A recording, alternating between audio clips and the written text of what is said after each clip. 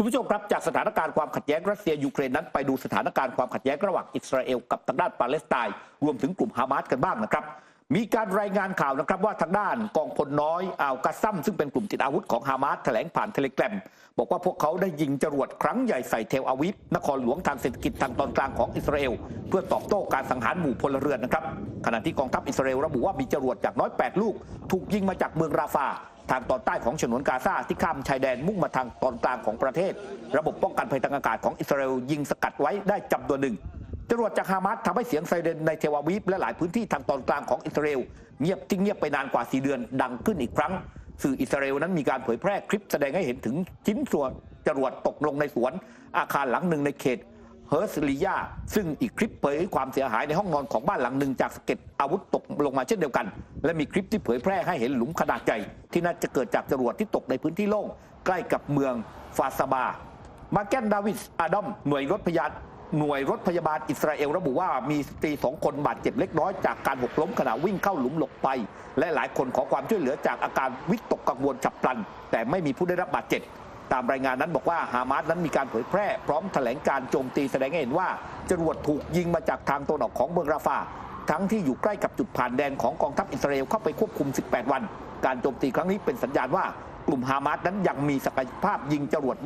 ระยะไกลได้แม้อิสราเอลนั้นเปิดปฏิบัติการถล่มภาคพื้นดินและทางอากาศอย่างหนักมาตลอด7 เดือนที่ผ่านมาครับพอหลังจากที่ได้มีการปฏิบัติการของกลุ่มฮามาสนะคะกองกำลังของอิสราเอลโดยเฉพาะกองทัพอากาศได้มีการโจมตีตอบโต้กลับเข้าไปเนี่ยนะคะในพื้นที่เมืองราฟาทางใต้ของฉนวนกาซา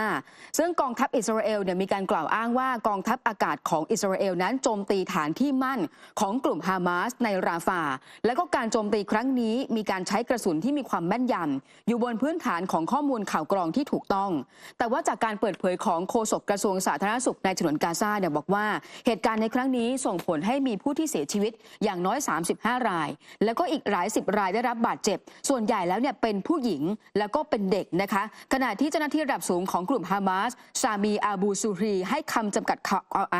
ดความการโจมตีทางราฟาตรงนี้ว่านี่คือการฆ่าล้างเผ่าพันธุ์แล้วการกระทำของกองกำลังอิสราเอลทางการสหรัฐนั้นต้องรับผิดชอบในการช่วยเหลือทางเรื่องของอาวุธและก็เงินทุนที่ให้กับอิสราเอลค่ะในขณะที่มีความเคลื่อนไหวจากโจเซฟบอร์เรลนะครับหัวหน้านโยบายต่างประเทศของสหภาพยุโรปได้เป็นเจ้าภาพต้อนรับนายกรัฐมนตรีโมฮัมเหม็ดมุสตาฟาของปาเลสไตน์เพื่อหารือระหว่างประเทศเกี่ยวกับการจัดตั้งหน่วยงานปาเลสไตน์และก็ยึดอำนาจปกครองฉนวนกาซาจากกลุ่มฮามาสซึ่งโจเซฟบอร์เรลได้กล่าวก่อนที่จะเข้าร่วมประชุมกับมุสตาฟาเนี่ยบอกว่าปาเลสไตน์จำเป็นต้องมีอำนาจที่เข้มแข็งเพื่อนำสันติภาพมาสู่ตะวันออกกลาง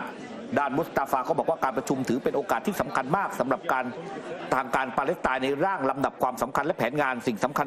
อันดับแรกก็คือการสนับสนุนชาวปาเลสไตน์ในฉนวนกาซาโดยเฉพาะอย่างยิ่งการหยุดยิงและจากนั้นคือการสร้างสถาบันต่างๆของทางการปาเลสไตน์ในฉนวนกาซาขึ้นมาใหม่ซึ่งถูกกลุ่มฮามาสเข้าควบคุมมาตั้งแต่ปี 2007 ทั้งนี้ตนขอเรียกร้องให้พันธมิตรระหว่างประเทศกดดันอิสราเอลไว้ถอนให้ออกจากกองทุนของทางการปาเลสไตน์เพื่อที่ปาเลสไตน์จะได้พร้อมสำหรับการปฏิรูปและหวังว่าพันธมิตรจะร่วมกันรักษาความพยายามของปาเลสไตน์ในการเป็นรัฐและสร้างสันติภาพสำหรับภูมิภาคต่อไปสำหรับการประชุมครั้งนี้จะเน้นไปที่ความช่วยเหลือระหว่างประเทศโดยมีทางด้านเอสเพนบาสเอเดรัฐมนตรีต่างประเทศนอร์เวย์เป็นประธานภายใต้บทบาทสำคัญของนอร์เวย์ในสนธิสัญญาออสโลปี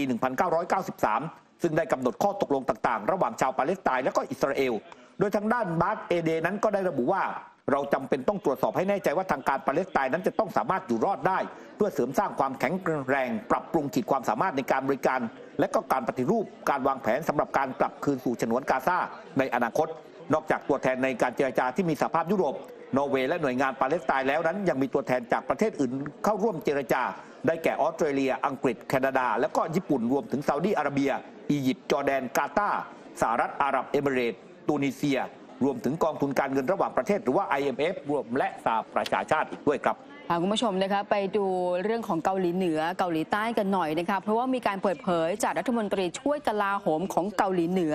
คิมกังอิลบอกว่าทางการของสหรัฐอเมริกาเนี่ยมีการส่งเครื่องบินลาดตระเวน RC-135 เครื่องบินสอดแนม U2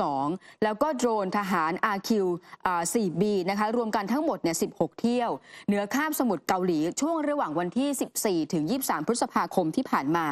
นอกจากนี้กองทัพเกาหลีเหนือยังมีการสังเกตการณ์ว่าพบเรือของกองทัพเรือแล้วก็กองกำลังยามฝั่งเกาหลีใต้ไปลาดตระเวนตามแนวพรมแดนทางทะเลระหว่างทั้งสองประเทศเรียกว่าทางการเกาหลีเหนือมองว่าเป็นการลุกล้ำหน้าน้ำแล้วก็เป็นเจตนายั่วยุกระตุ้นให้เกิดความรุนแรงนอกจากนี้ทางการของเกาหลีเหนือมีการประณามนะคะว่าการที่เกาหลีใต้เนี่ยปล่อยให้บรรดานักเคลื่อนไหวที่เป็นชาวเกาหลีเหนือแปรพักส่งบอลลูนที่บรรจุใบปลิวโฆษณาชวนเชื่อต่อต้านเกาหลีเหนือแล้วก็ลอยข้ามพรมแดนมาทั้งหมดนี้เกาหลีเหนือมองว่ามันอยู่ภายใต้ความเคลื่อนไหวของสหรัฐอเมริกาแล้วก็เกาหลีใต้แล้วก็บ่งชี้ว่านี่คือต้นเหตุของความตึงเครียดที่เกิดขึ้นทางทหารบนคาบสมุทรเกาหลีค่ะในขณะที่ความเคลื่อนไหวระหว่างทางด้านจีนกับไต้หวันกันบ้างนะครับคุณผู้ชมครับช่วงสุดสัปดาห์ที่ผ่านมานั้นจีนมีการซ้อมรบรอบเกาะไต้หวัน2 วันด้วยกันนะครับซึ่งเป็นการแสดงแสนยานุภาพให้ทางด้านผู้นำคนใหม่ของไต้หวันนั้นได้เห็นนะครับว่าหาก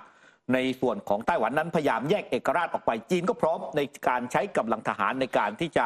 เรียกว่าดึงเอาไต้หวันนั้นกลับมาอยู่ภายใต้การดูแลของจีนอีกครั้งหนึ่งล่าสุดนั้นเนี่ยครับประธานาธิบดีไล่ชิงเต๋อผู้นำไต้หวันก็กล่าวระหว่างการประชุมพรรคประชาธิปไตยก้าวหน้าหรือว่า DPP ซึ่งเป็นพรรครัฐบาลปัจจุบันที่เมืองไถหนานซึ่งอยู่ทางตอนใต้ก็เรียกร้องจีนว่าร่วมแบ่งเบาภาระความรับผิดชอบกับไต้หวันในความมั่นคงของภูมิภาคผู้นำไต้หวันยังกล่าวถึงการส่งเสริมความร่วมใจร่วมกันและการประนีประนอมกับจีนผ่านการแลกเปลี่ยนและความร่วมมือเพื่อสร้างเสริมผลประโยชน์ร่วมกันอันจะนำไปสู่สันติภาพและก็ความเจริญรุ่งเรืองร่วมกันพร้อมทั้งขอบคุณสหรัฐและพันธมิตรอีกหลายประเทศที่ออกมาร่วมกันแสดงความวิตกกังวลต่อการซ้อมรบของจีนทั้งนี้ศูนย์บัญชาการภูมิภาคตะวันออกของกองทัพปลดปล่อยประชาชนหรือว่า PLA จัดการซ้อมรบที่ใช้รหัสปฏิบัติการเนี่ยครับสวัสด 2024A รอบเกาะไต้หวันระหว่างวันพฤหัสที่ผ่านมานะครับถึงวันศุกร์ที่ผ่านมาเพื่อส่งเสริมความพร้อมในการลาดตระเวนการควบคุมสถานการณ์ในภูมิภาคที่ครอบคลุมและก็การโจมตีเป้าหมายอย่างแม่นยำทางด้านพันเอกพิเศษอูเชียนโฆษกกระทรวงกลาโหมจีนก็บอกว่าไล่ชิงเต๋อนั้นกำลังท้าทายหลักการจีนเดียวด้วยผลักดันให้ชาวไต้หวันผู้รักชาติตกอยู่ท่ามกลางสภาวะอันตรายจากสงครามนับจากนี้ทุกครั้งกระบวนการแบ่งแยกดินแดนไต้หวันด้วยยุจีนมาตรการตอบโต้จะยกระดับขึ้นอีกขั้นจนกว่าการรวมชาติอย่างสมบูรณ์นั้นจะเสร็จสิ้นลงครับคุณผู้ชมนะคะไปดูอีกหนึ่งความเคลื่อนไหวก่อนหน้านี้มีการเปิดเผยนะคะว่ามีอดีต CIA ของสหรัฐอเมริกาเนี่ยเป็นสายลับให้กับทางการจีนปรากฏว่ากระทรวงยุติธรรมของสหรัฐประกาศชัดเจนแล้วก็ยืนยันว่าอดีตเจ้าหน้าที่สำนักข่าวกองกลางหรือว่า CIA ยอมรับสารภาพว่าตัวเขาเองเนี่ยเคยทำงานเป็นสายลับให้กับจีนซึ่งคนนี้ชื่อว่าอเล็กซานเดอร์ยักชิงมาอายุ71 ปีนะคะเป็นชาวฮ่องกงที่แปลงสัญชาติเนี่ยเป็นพลเมืองของสหรัฐยอมรับว่าตัวเขาเองมีการส่งข้อมูลลับด้านการป้องกันประเทศของสหรัฐอเมริกาเนี่ยให้กับทางการจีนช่วงตั้งแต่ปี 2544 แม้ว่าตัวเขาจะไม่ได้ทำงานให้กับ CIA มาแล้วเป็นเวลา 12 ปีด้วยกันจากการแถลงของกระทรวงยุติธรรมของสหรัฐเนี่ยบอกว่าตัวของหม่าเองเนี่ยพบกับตัวแทนของสำนักงานความมั่นคงแห่งรัฐที่ประจำนครเซี่ยงไฮ้ได้รับความช่วยเหลือจากอดีตเจ้าหน้าที่ CIA อีกคนนึง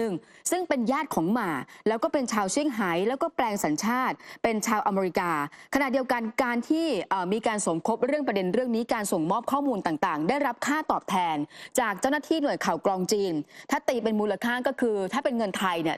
1,800,000 บาทและในขณะนั้นมาเนี่ยหลังจากนั้นมาเขาก็ทำหน้าที่ไม่ว่าจะเป็นนักภาษาศาสตร์หรือว่าติดต่อสอบถามกิจการต่างๆจนที่สุดแล้วรับสารภาพนะคะว่าตัวเขานำข้อมูลที่เป็นความลับของสหรัฐให้กับทางการจีน